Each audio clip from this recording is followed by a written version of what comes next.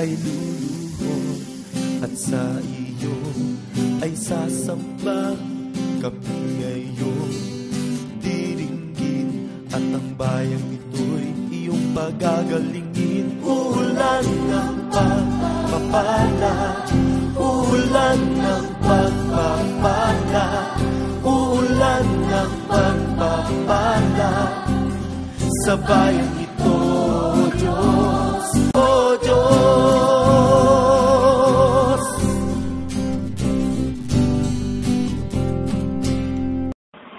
Sa Jeremiah chapter 29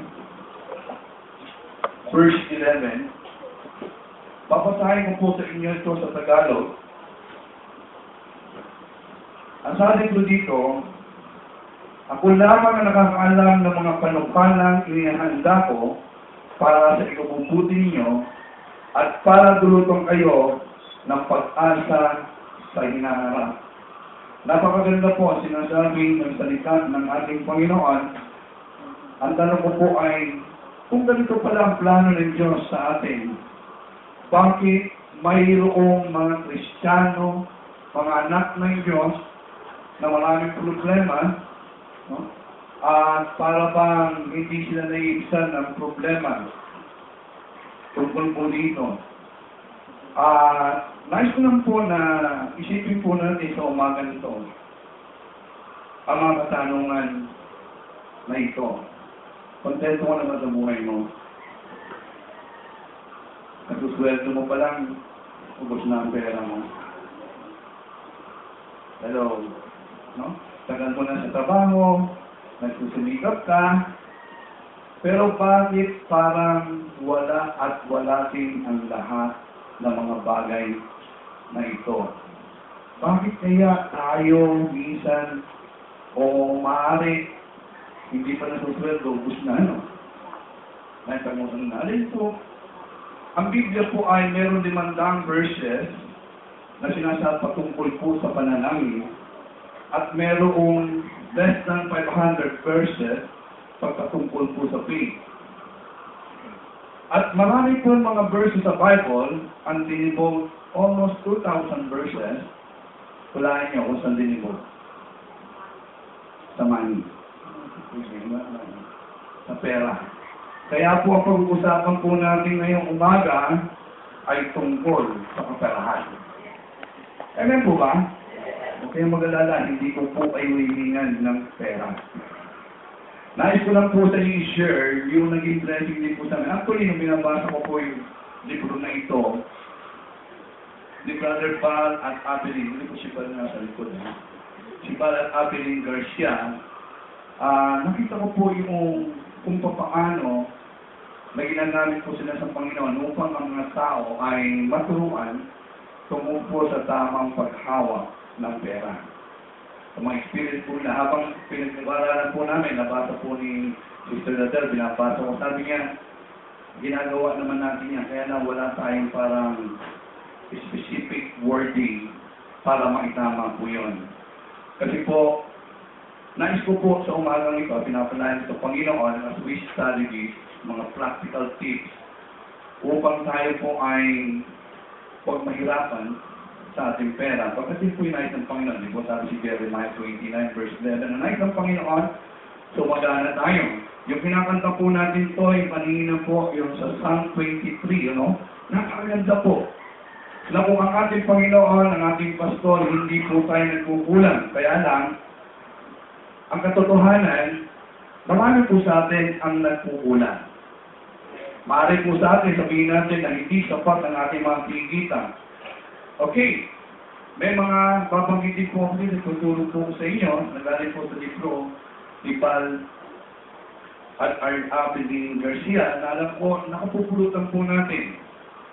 Hindi lang po pala spiritual na nais po namin ibahagi po sa inyo, kundi mga practical na pamamaraan upang yung spiritual ay makita po sa atin. Pagkatanay ng Panginoon, tayo po ay maging masagana. Okay po ba? Ang nais ko po makita niyo po sa umagang ito ay yung nakalagay po sa Psalm 24 verse 1.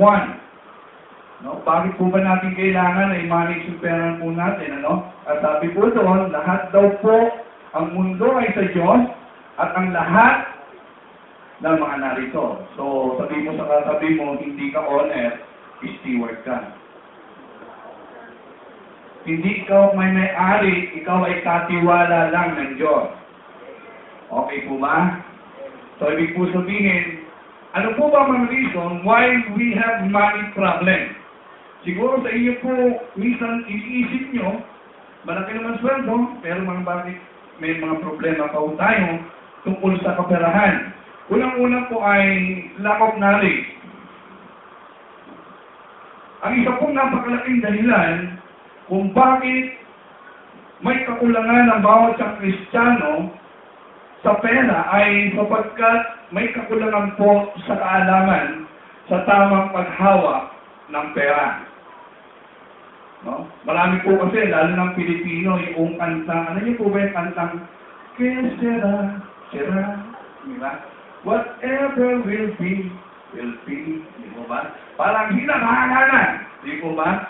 Yun po'y marami sa ating mga kaisipan na maaaring hanggang ngayon ay marami sa atin ang may ganun pong prinsipyo.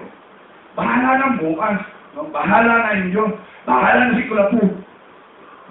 Basta gagawin ko yung mga dapat pong gawin. No? Kaya nga po, hindi po natin ang pagtutuunan maigi ang tamang paghawak sa pera. No? Tumadaan na sa kamay natin, nagagastos, nawawala. No? At kailangan po natin tamang pag-aaral. So, sabi nga po, knowledge is power. Sabi po ni Ernest Baron, ano? Wala na nga si Ernest Baron. Pero knowledge is power. At pag maunawaan po natin ito, at makita po natin at matutunan natin ang wastong paghawak sa pera, ay maaari po hindi natin maging problema o hindi na natin magiging problema ang pera. Pangalawa po is lack of action. Okay? Bakit nga po na meron namang kaalaman pero wala naman yung power? Ibig sabihin, wala pong posisyon o aksyon na nais na gawin. Di po ba? Kung makikita niyo po sa mga taong naninigarilyo, nakalagay na po doon, government warning. Di ba? Cigarette smoking is hazardous to your health. Pero hawak-hawak po nila, nababasa po nila. May kaalaman po sila. Kaya lang ang problema po yung aksyon. Na gawin yung pinagsasabi noong nandun po sa ng sigarilyo. Kaya wala pong power na gawin yung mga bagay na ito. Wala pong naisi na gawin ng mga nakasaad po doon. Hindi po ba? Kasi po yung kapangyarihan, yung aksyon nito ay ito lamang ay magagana kung ito ay ating i-apply. Amen po ba? Kaya kada ko sinabi, even in the Word of God, hindi po puno-puno tayo ng knowledge. Kung hindi po natin i-apply ito sa ating buhay, wala din kwenta. No? At kung matututunan po natin ngayon, at sa susunod na linggo, kung paano po ang tama paghawak ng pera, pero kung hindi nyo po rin i-apply, panay-drawing lang po, mangyayari sa atin po dito. Yun po at yun din ang mangyayari sa atin. Kaya dalawa, lack of action. Pangatlo, lack of discipline or lack of consistency. No? Maaaring pong ginagawa po natin ito, no? May kaalaman po tayo, ginagawa po natin ito, pero wala po yung consistency. Napuputol. No? Nawawagli. Okay? Bigyan ko po kayo ng magandang halimbawa. Halimbawa po, kayo ay nag-decide na mag-ipon mula sa inyong sweldo ng 2,000. Sino po yung nag-iipon po dito sa kanilang sweldo? Naghahanda na si Enrico for the future. Tama po yan. Okay. Okay. So, monthly, tinatabi nito for savings. Okay, 2,000 isang buwan. So, in 1 year, ilang po na yung naipon? Isip ko, no? Kasama kayo dito. Para alam niyo po, ano pa? 24,000. Meron na po siyang 24 in 1 year. So bigla po nag-sale ang Rustan Supermarket at napadaan po siya dito at nakita niya po yung magandang LED sale. Dati 36,000, ngayon 24,000 na lang. Eh gusto niya. Bumili po siya ng LED na 24,000. Ano po nangyari sa savings niya? Nawala din. Nakuha niya po. Nagastos din. Para pong nag-ipon lang siya para pag dumating din ang panahon, gastusin din. Sino po yung nakaka-relate po dito? Nag-iipon siya para gastusin din. Kasi may nakita siya magandang bag, pag-iipon ang nakita. Nag-iipon naman. Pero po ang sinasabi ko dito ni Pete, no? Hindi pala si Pala, no? Ngayon ko naalala ito. Ni Pete Garcia ay yung word na aga. Uy, mas madali kong tandaan, ano? Aga. Ang ibig ko sabihin ng AI, alamin. Ang ibig sabihin po ng GI, gawin. Yung A po, gawin araw-araw. Kaya pag ikaw mag-iipon, isipin mo yung aga. Ibig sabihin, patuloy kang mag-iipon, at mag-iipon. Okay? Yun po yung tatlong dahilan kung bakit tayo ay medyo may problema sa pera. Okay? Medyo nakikita niyo na ba yung liwanag? Reason why we need to manage our money. Ano ba ang mga dahilan? Bakit kailangan natin i-manage yung pera? Kasi sabi ko nga po kanina sa inyo, kayo po ay ano? Katiwala. So, kailangan po bilang katiwala kasi dadating ang panahon, ipagsusulit po natin sa ating Panginoon ang ating mga ginawa sa ipinagkatiwala niya sa atin. Hindi lang po yung ministry, hindi po lahat, sa lahat ng bagay, ipagsusulit po natin siyempre sa ating Panginoon. Di ba? Paano mo yung ginamit yung perang ipinagkatiwala sa iyo ng ating Panginoon? Nagamit mo ba itong maganda? O nalustay mo lang ito sa pag-ano-gano lamang? Okay po ba? Reason why we need to manage our money. Unang-una, we need money to live. Kailangan po natin ng pera para mabuhay. No? Hindi naman basta tayo nabubuhay na hindi po natin kinagamitan ng pera. No? At alam po natin, napakamahal po mabuhay ngayon. Di po ba? Marami pong mga gastos. Nandiyan po yung nagmamahal ang pagkain, nagmamahal ang gasolina, nagmamahal ang mga bahay, lupa, upa. Di po ba? Lahat po yan ay nagmamahal.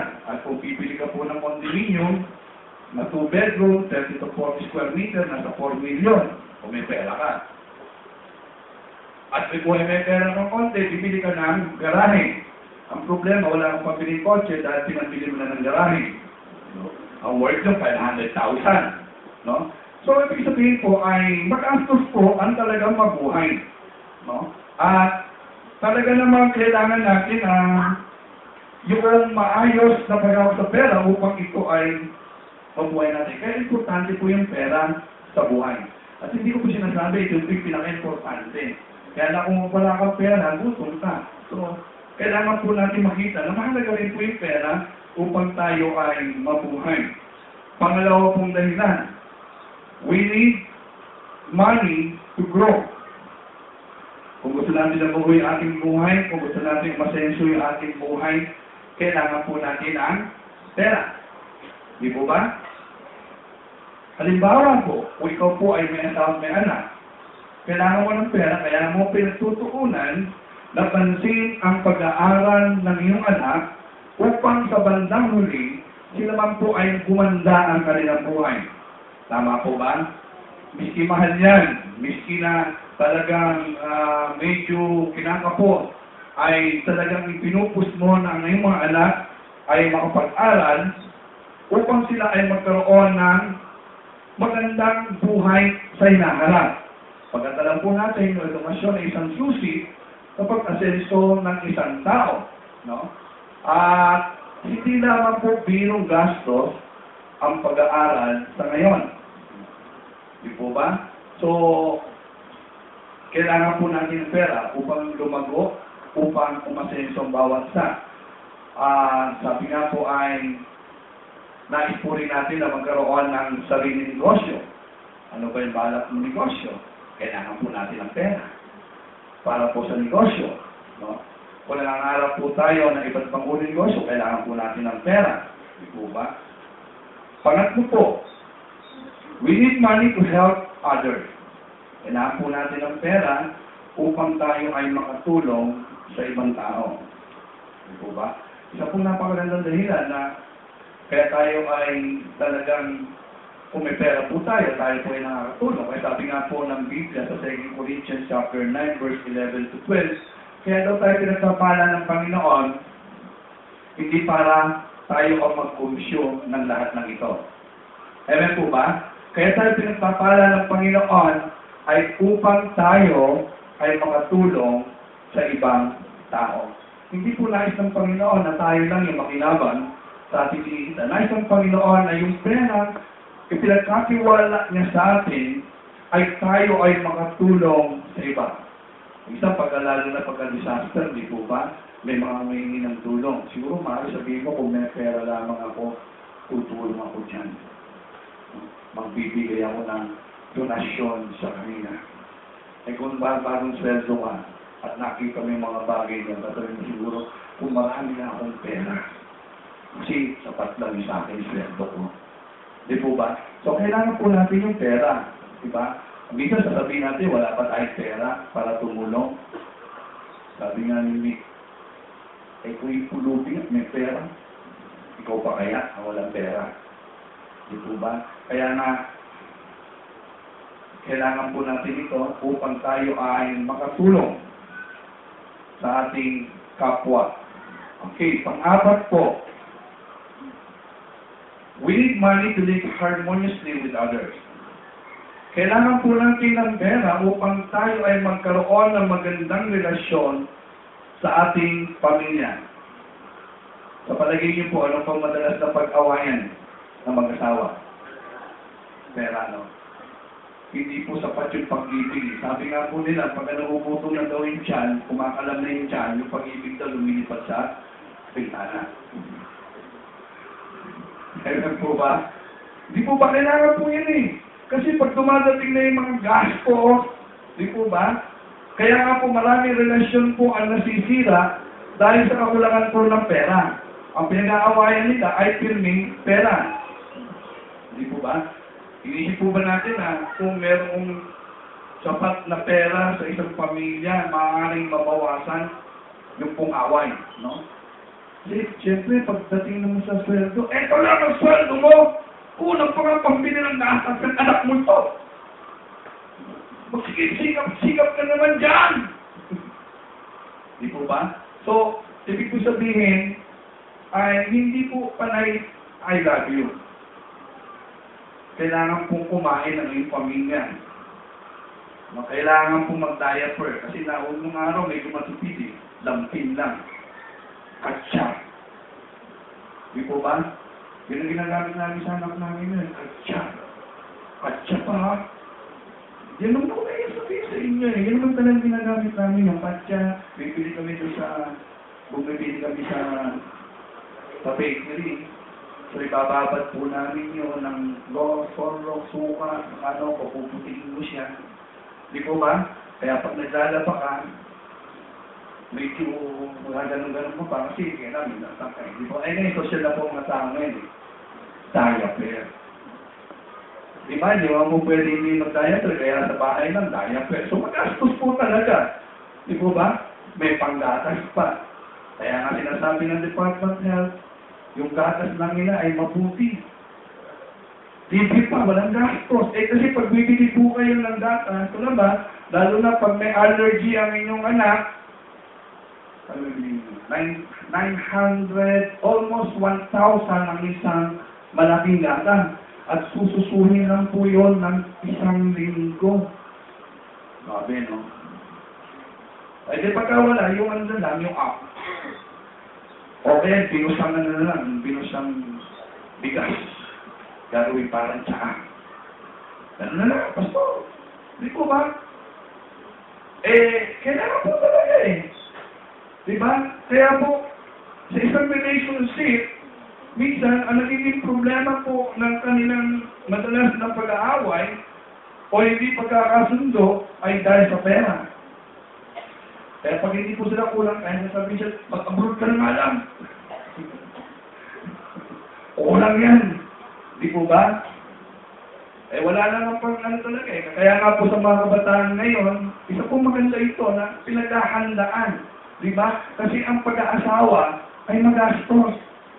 Kaya mga babae po, maging wise po kayo. Huwag subo ng subo.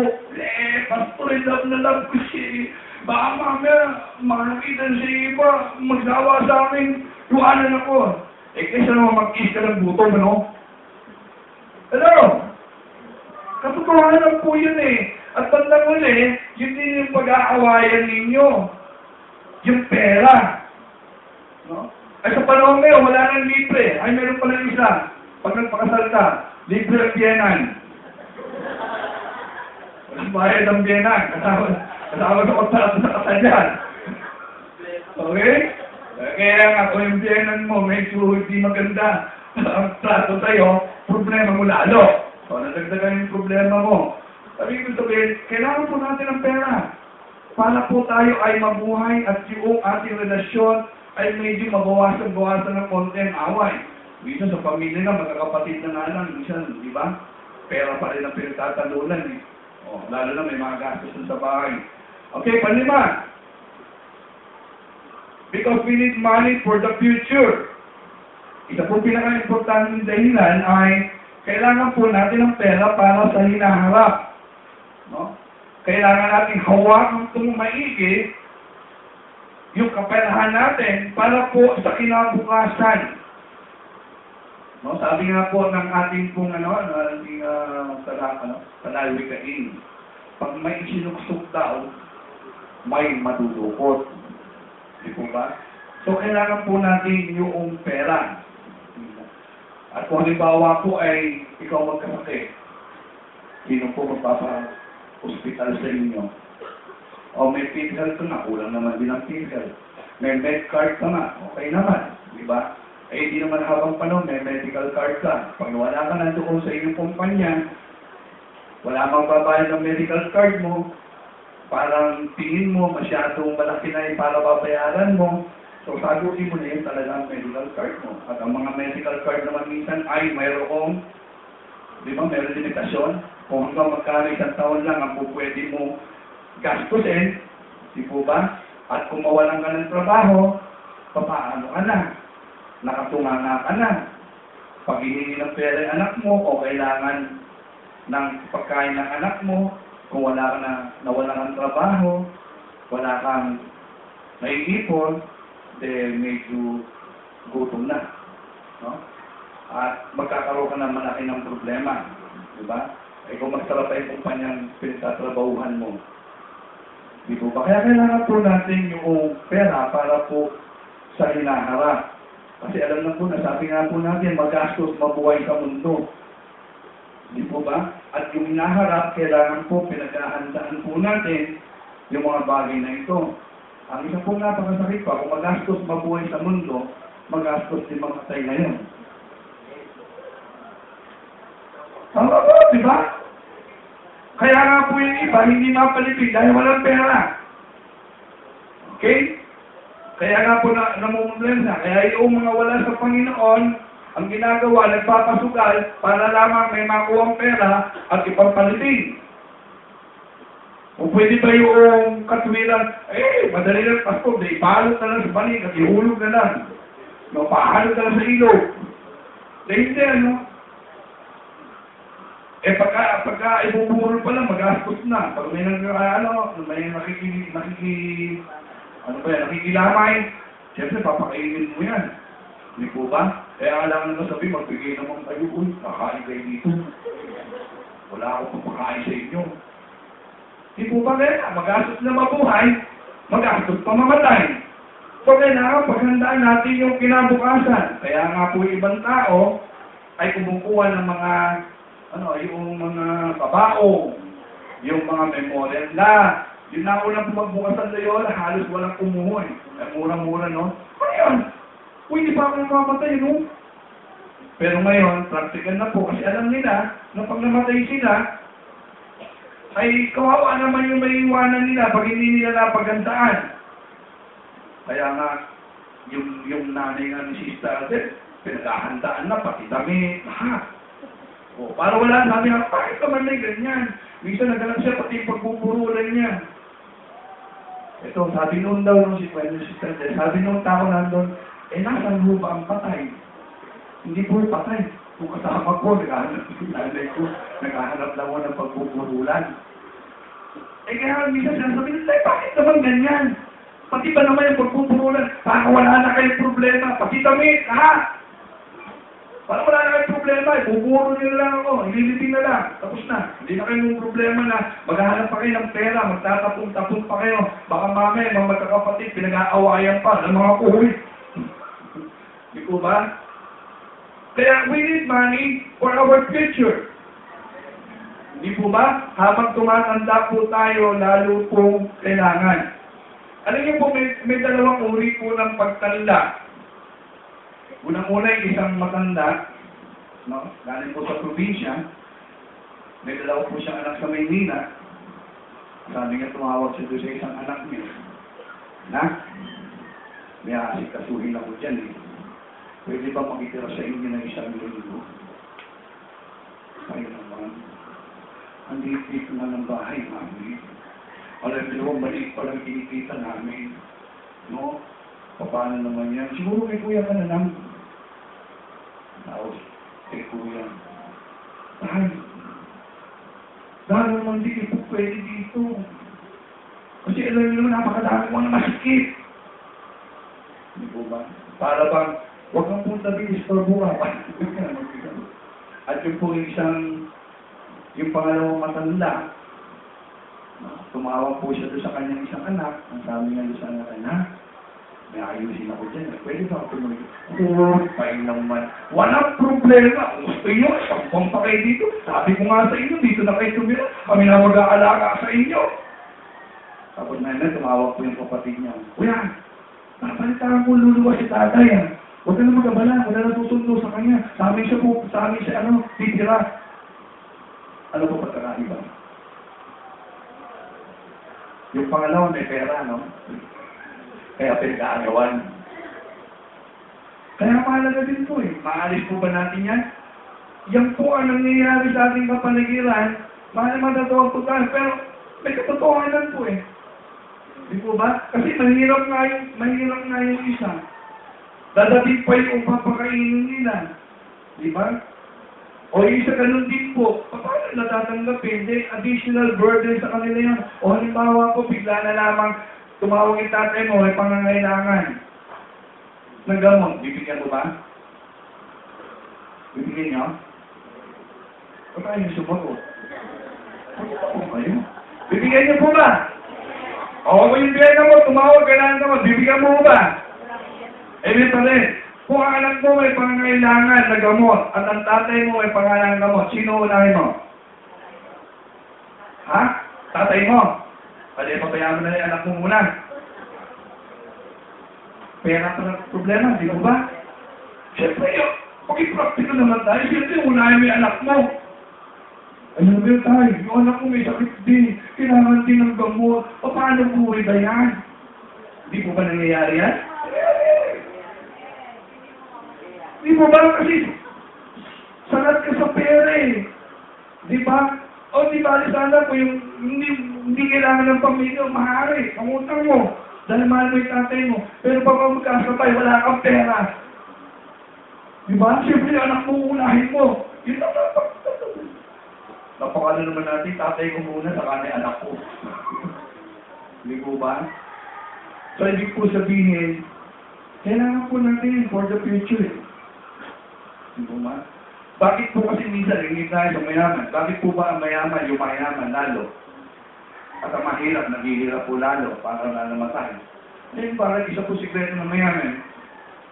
Kasi pinaghahandaan po nila, pati kamatayan nila. Kumukuha po sila ng insurance. Eh pagka sinabi siyempre mahirap, huwag insurance. Pagkain na, wala insurance pa. Di po ba? Kaya pag namatay sila, mayaman yung may iwanan nila. Kasi meron 10 million, may 15 million. Ang sabi po ng isang ahente po, lumamatay daw po si Francis M. Milyon ang naiwan niya sa kanyang panganak. Di po ba? Kailangan po yun eh. For the future.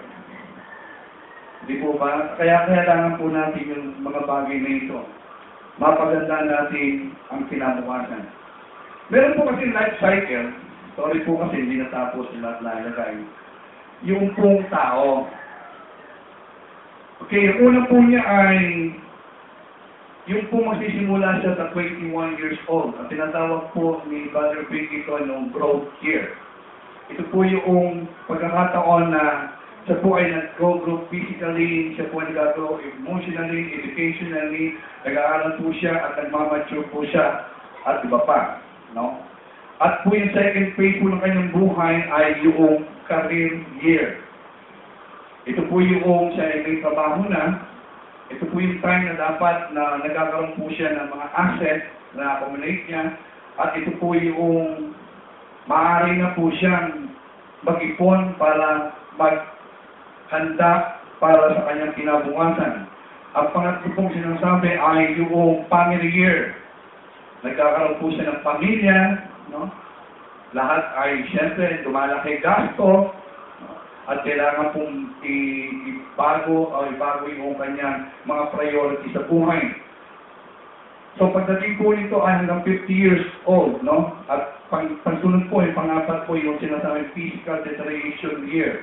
Ito po yung medyo nagkakaitad na medyo humihina po yung katawan, medyo meron ng mga nararamdaman, medyo high blood na. No? Meron ng mga arthritis, meron ng mga mga sakit ng mga matatanda. Di po ba? At ang susunod pa naman yung retirement year niya. No? At kaya po sa gusto natin, ito po yung magtitigil po tayo sa ating trabaho. Kaya ito po yung malaking problema minsan na dumadating. Kasi dito po nagiging mas magastos. Kasi dahil masasakit ka na, so pag na-hospital ka, yung 10,000 to 20,000, pupustagan, sa consultation pa lang sa doktor, kung madalas ka, 500, 300 na kagad, plus yung mga gamot. Di po ba?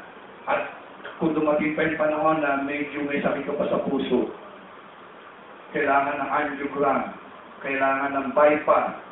So, gastos ka ng mga ibang mga milyon. So, kailangan po natin mapaghandaan yung mga bagay na ito. At kailangan po natin matutong mag-ipon para po sa ating kinabukasan. Okay, meron po sinasabi po siya dito yung power of systematic investment for employee. Okay. Yung po, sino pa yung mga nagtatrabaho? Meron po siya sinabi dito, napakaganda po. Okay. At sabi nga po dito, kung ikaw daw po ay kumikita ng 12,000 at ang 20% nito ay iniipon mo. Kung halimbawa po ay assuming, no, sa kanilang kwenta yung mga edad ninyo, ay nasa 21 years old ka na magsimula. Okay? At ang iniipon mo ay 2,000 a month. Times 13 months. Pastor, bakit 13? Kasi may 13 months kaya, di ba? Hindi lang 12. So 13. So lumalabas po sa isang taon po ay sa isang taon po ay magkakaroon pa po ng 31,200. Okay? At kung ito po ay consistently naiipunin mo at the age of 60, magkakaroon ko po ng 1,248,000. Wow! At sabi nga niya po daw, kung gusto mo mas malaki, habang nag-iipon ka, ini-invest mo ito na nagbibigay ng return ng 5% per annum. Sasabihin ng pastor, meron ba? Meron po, magtanong-tanong po ngayon. May mga bangko po ngayon ang kakaroon ng mga mutual fund at sila po nagmamanage ng mga pondo. At pwede niyo po ito hulugan buwan-buwan ayon sa nais nyo. Ang sabi niya po dito, at the age of 30, pag sinimulan mo ng 21, at the age of 30, magkakaroon ka po ng 409,632. At the age of 35, magkakaroon ka ng 703,825. At the age of 40, meron ka ng 1,079,294. Kung ikaw po ay age 40 at wala ka pang asawa, pwede ka nang bumili ng asawa. Pwede ka na mag-asawa. Sabihin, kung wala ka pang asawa, pwede sabihin na, uy, meron na ako 1,000,000. Kung tutuloy-tuloy po natin yun, at the age 50, ay meron ka ng 2,170,115. At the age of 60, which is retirement age, ay meron ka ng 3,946,941. No? Wala po yung increase dito ng sweldo. Wala po yung overtime dito. Wala yung mga bonuses dito. Kung consistent po na ito ay iniipon, kung magsisimula ng age 21, o kung sige po yung mga marunong na kwenta niyo kung kayo magsisimula mag-ipon, ano bang taon na ako ngayon? Hindi pa huli ang lahat. Habang may buhay, may pag-asa. Amen. Maintain niyo po yun. Okay. Bakit ko po sinasabi? Para matuto po tayo. Kung minsan sa mga teenager po ay dapat din po natin matutunan ito. Sasabihin naman siya, pastor, allowance lang yung meron tayo, no? Pero as we go along, makikita po natin yun. Sa allowance nyo, ay kailangan, bawasan nyo kung gusto nyo po talaga magkaroon ng pera. Kung gusto nyo po talaga makapag-ipon, no? Miski sa mga allowances, ay magagawa po nito. Okay? Unleash money management. Unleash money management. Okay? Ito po yung pagtuturo upang tayo ay ma-maximize natin yung ating success, happiness, and significance, yung potential ng pera para po ito ay magamit po natin. Meron daw pong 4 na uri ng money managers, no? Sabi nga po ni Brother Pete, unang-una po ay yung survival. Survival daw po ay isang tao ng income niya ay kasing laki ng kanyang gasto. Ibig ko sabihin, kung naging, masabalik lang tayo na ano, kung siya po ay nag-i-income ng 12,000 a month, ang kanya pong gasto ay 12,000 a month. No? Para po yung kanta nung isang ano, I will survive. Diba? Survival ka ba? Ganun po ba yung natin? No? Na pag-sweldo mo, yun din yung gastos mo. From January, ang sweldo mo ay 12,000, ang gastos mo, 12,000. Listen carefully, napakaganda po nito. February, 12,000, ang gastos mo, 12,000. March, ang gastos mo, 12,000. Ang income is 12,000, ang gastos mo ay 12,000. Ang problema, nasira yung ventilador ninyo sa bahay. Wala kang pang-repair. Wala kang pambili ng bagong ventilador. Dahil 12,000, 12,000. Deficit. No?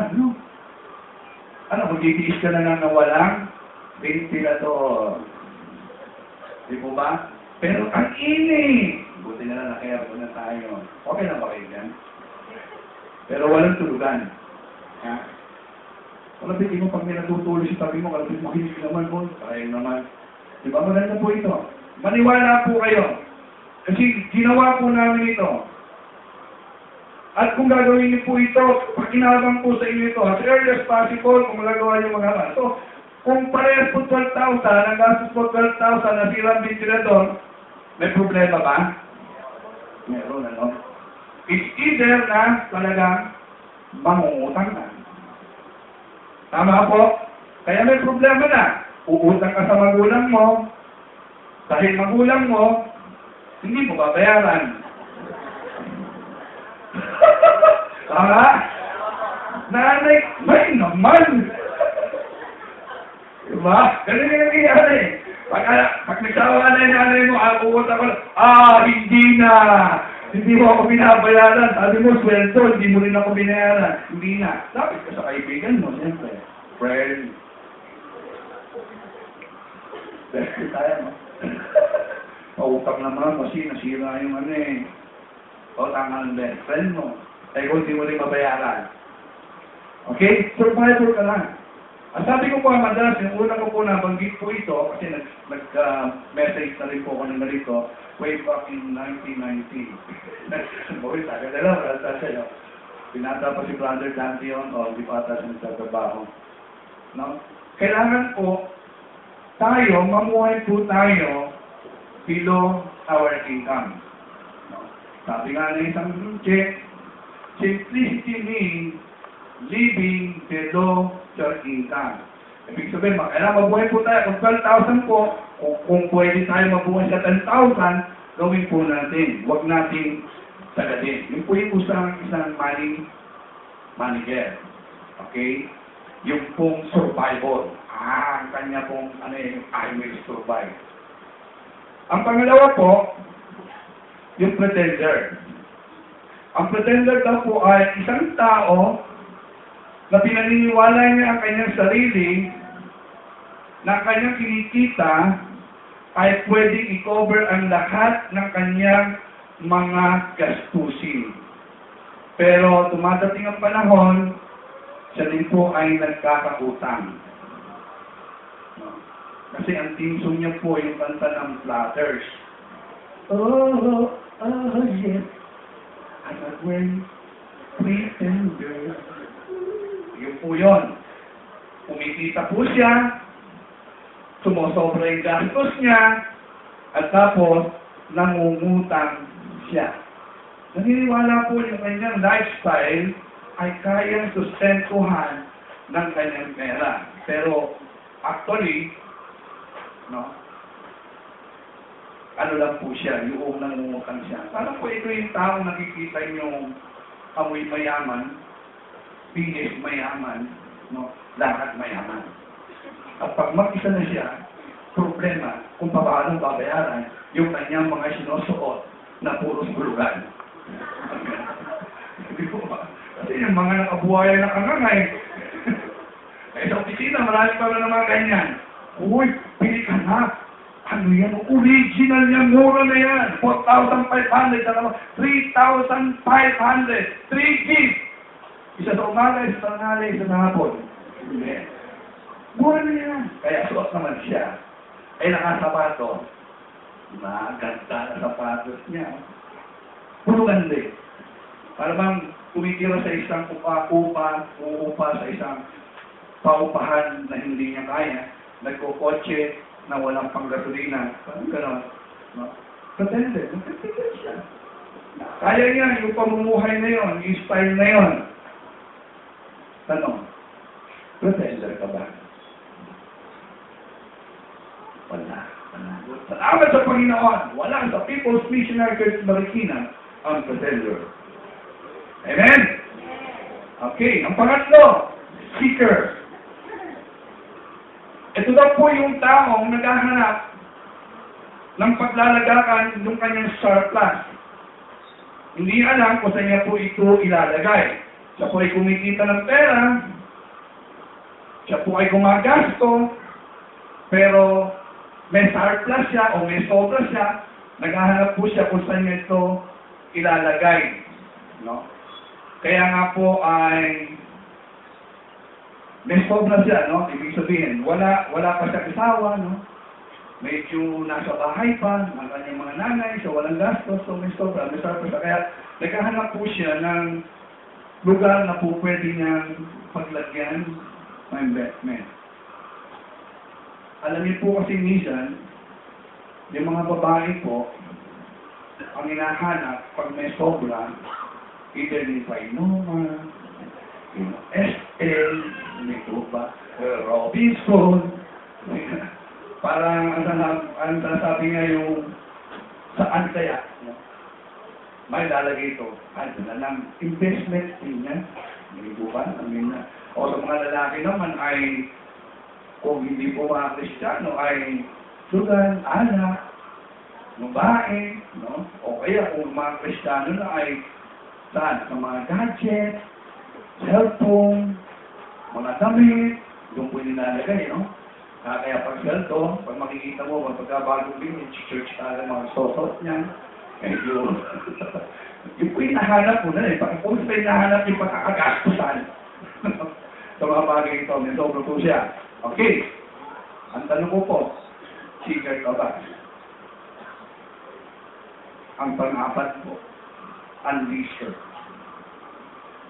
A person's mission is to unleash the highest potential of his her money, thereby paving the way for life of success, happiness, and security. Yung unleasher daw po, ito daw po yung taong ang kanyang misyon, ang kanyang naisin, ang kanyang pangarap, ay ilabas yung pinakamataas na potensyal kung paano kanyang pera ay lalago upang siya ay magkaroon ng tagumpay, upang siya ay magkaroon ng kaligayahan at magkaroon ng significant yung kanyang pera o yung kanyang buhay.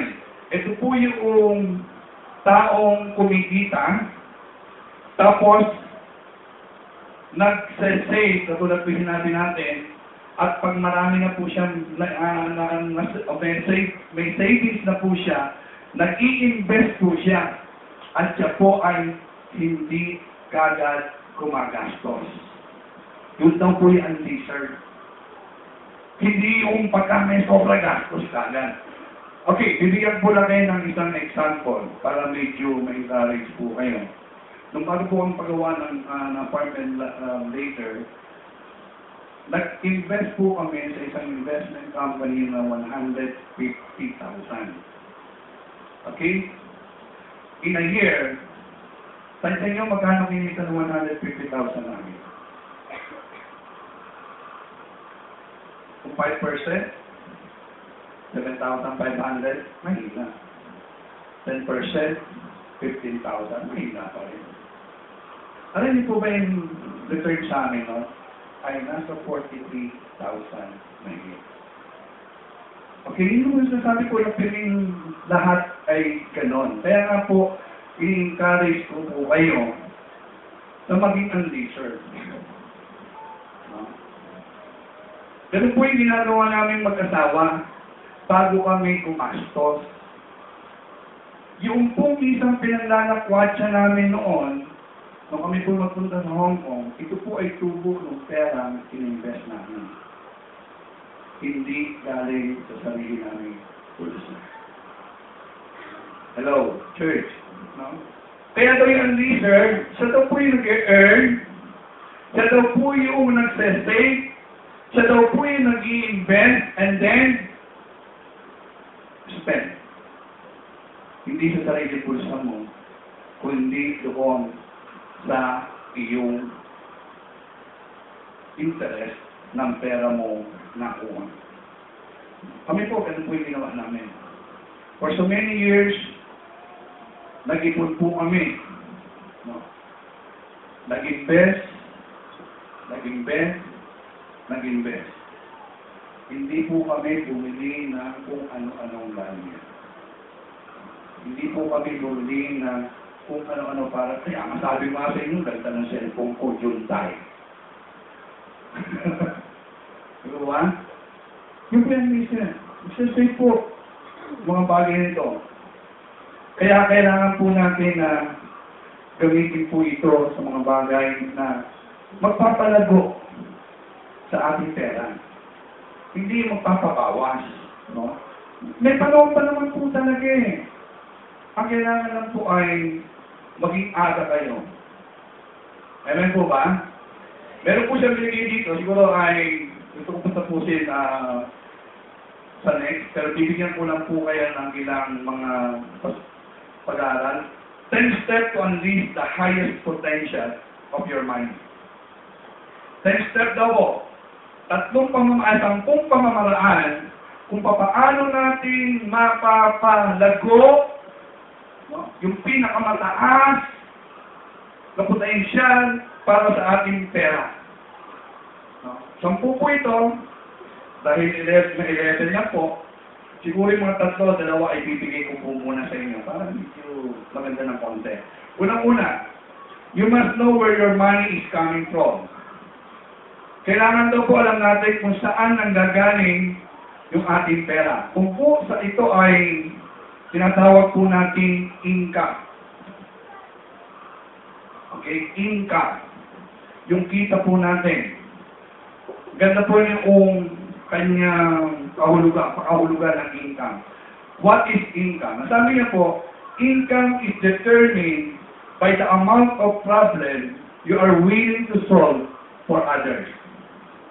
Ang income daw po ay ito daw yung halaga ng mga problema sinusolusyonan mo sa ibang tao. So, sabihin mo ay malalaman mo kung magkano ang income mo, kung gaano karaming problema ang sinusolusyonan mo para sa ibang tao. Ibig sabihin, si Sister Judith po, siya po ay teacher. Bakit po siya nahinar? Dahil kailangan po problema ng Department of Labor, Department of Education, yung magtuturo sa kanilang mga bata. Problema po yun. Di po ba? So, si Sister Judith hinayang upang solusyonan yung problema nila ng pagtuturo sa bata. Kaya nga po siya binibigyan ng sweldo. Yung po yung income niya. Kakalawa po ba tayo? Di ba si Sister Jane, ano ba ni Sister Jane? O naman yung posisyon niya doon, may problema yung kanilang opisina. At si Sister Jane ang solusyon doon sa kanilang problema. Kaya po siya binibigyan ng sweldo para maging solusyon sa problema ng ano ba kayo bibigyan? O yun, okay po ba? Si Pastor Dante, na mag-asawa, may income po siya dahil may problema yung Star Cinema kung bakit, paano nila papakainin yung kanilang mga crew at mga star. Tama ba? Kaya po sila ina-hire para mag-deliver ng pagkain para solusyonan yung problema ng Star Cinema. Yun po yung income. Okay po ba? Maliwanag po ba? Ang tanong po, pare-parehas po ba ang income? Hindi. Kasi kung maliit lang yung sinosolve mong problema, maliit lang yung income mo. Tama po?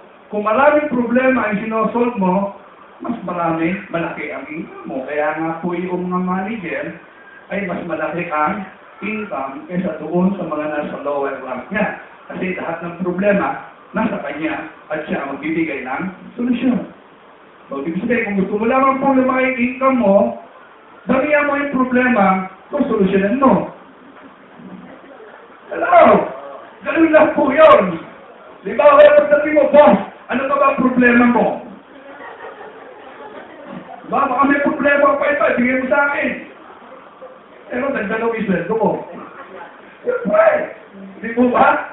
Ay, kailangan naman natin gano'n eh. Eh, kung kontento ka na dyan, okay ka na lang dyan, eh, okay lang yan. Wala naman tayong problema doon.